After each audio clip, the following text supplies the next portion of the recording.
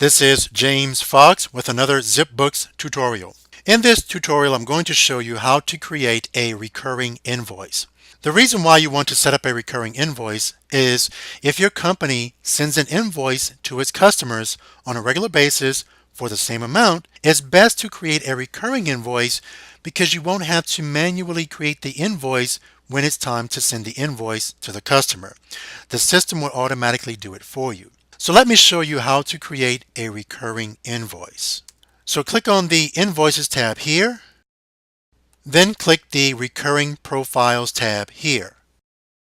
Next, click the New Recurring Profile button here. Now, an example of why you should create a recurring invoice is if your company charges rent to its customer. Rent is due every month, and usually it's for the same amount each month. So the first thing you're going to do is enter a start date for when you want to send the first invoice. If you need to change the date, click in the Start Date field and the calendar will appear. Then choose the date in which you want to send the first invoice. Next, you want to select how often do you want that invoice to be sent to your customer. You can do that by clicking the drop-down arrow here and select how often you want the invoice to be sent to your customer. Now take a look at the How Many field. This is where you're going to determine how many more times you want the invoice to be sent to your customer. So if you need to send the invoice to your customer 10 more times, type in the number 10.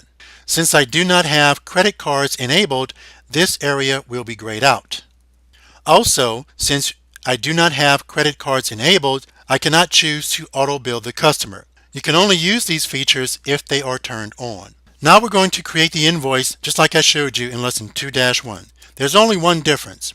When you select your customer, Zipbooks is going to ask you if you want to include unbilled time and expenses. For this example, I'm not going to choose that option because when you're creating a recurring invoice, usually it's because the invoice will be the same amount every time.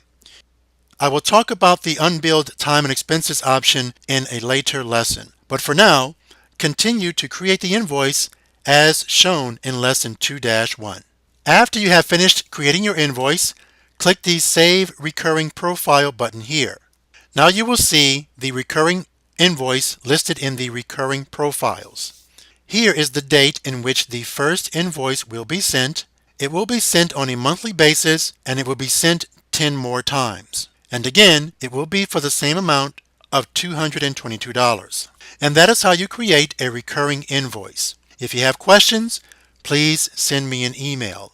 Once again, my name is James Fox, and I'll see you next time.